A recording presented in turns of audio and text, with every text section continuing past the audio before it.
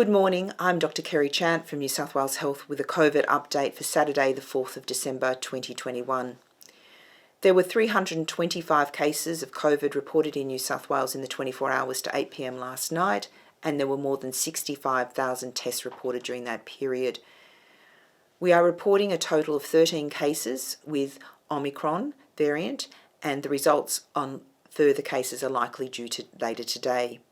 Currently, we have 139 COVID cases admitted to hospital, with 25 people in intensive care, 8 of whom require ventilation. Pleasingly, our vaccination coverage is also inching progressively higher, with 94.6% of people aged 16 and over having received their first dose, and 92.7% are fully vaccinated. Sadly, New South Wales Health is reporting the death of a woman in her 50s from southwestern Sydney. She died at Liverpool Hospital. She had received 2 doses of vaccine and had underlying health conditions. Can I express my sincere condolences to her family for her loss? In terms of the outbreak that we're currently investigating of the Omicron variant, it's linked to Christian School, Regents Park Christian School in Western Sydney, but also the Sydney Indoor Climbing Gym. We have advised people at the school and also at the climbing gym of the actions that they need to take in order to prevent the further spread. But can I actually thank the school community? It's been an amazing turnout for testing. Many of the school community turned out yesterday for testing, and that's really been useful in us getting a rapid understanding of how the transmission has occurred. So thank you. Continue to follow that public health advice, and if anyone develops symptoms, please get tested. I would like to also remind overseas travellers of their obligations under the public health order to get tested in the first 24 hours after arrival and again on day 6. And also the need to isolate for those 72 hours. We are currently responding in New South Wales to both cases of Delta and Omicron. It's been so pleasing to see the stabilisation of cases in regional New South Wales, and can I thank the regional communities for their amazing response. We are starting to see a bit of an uptick in cases in metropolitan Sydney, so please continue to go out and get tested. Take those simple measures to keep you and your loved ones safe. And importantly, anyone who is unvaccinated, please get vaccinated, and also check your eligibility for booster shots. Throughout this week, we've been reaching out to our international and local experts to further understand the rapidly evolving information about the Omicron variant. We spoke with South African researchers recently, and we're also working with experts in other countries.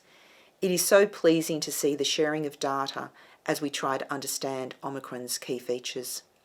The key pieces of information we need to understand is how easily it spreads, how severe the disease is across all age groups, whether past infection with previous strains protects or modifies the disease severity, and how effective our current vaccines are at protecting against severe disease and what impact they have on transmission.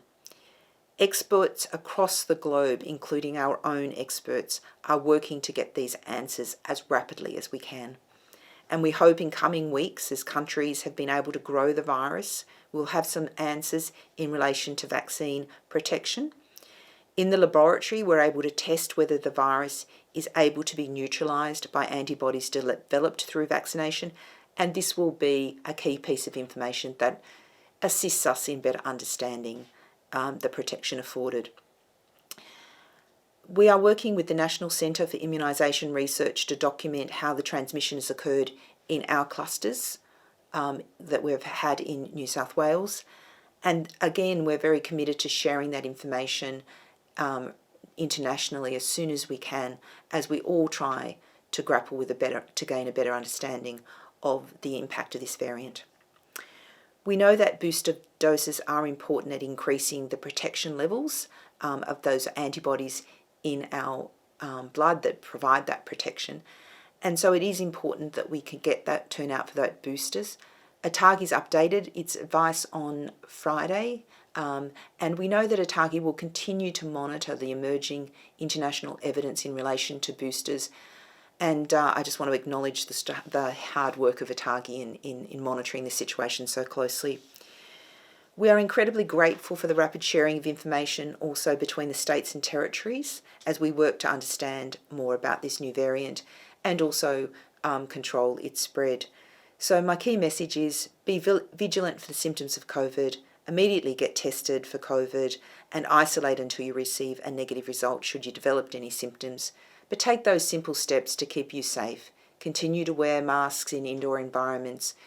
Choose those outdoor settings, particularly for larger gatherings, if that's an option. But most importantly, don't go into settings if you have got symptoms of COVID. Instead, get tested and stay at home until you've got a negative result. Thank you again to the community for their amazing response, and we'll continue to keep you updated in the context of this rapidly evolving situation.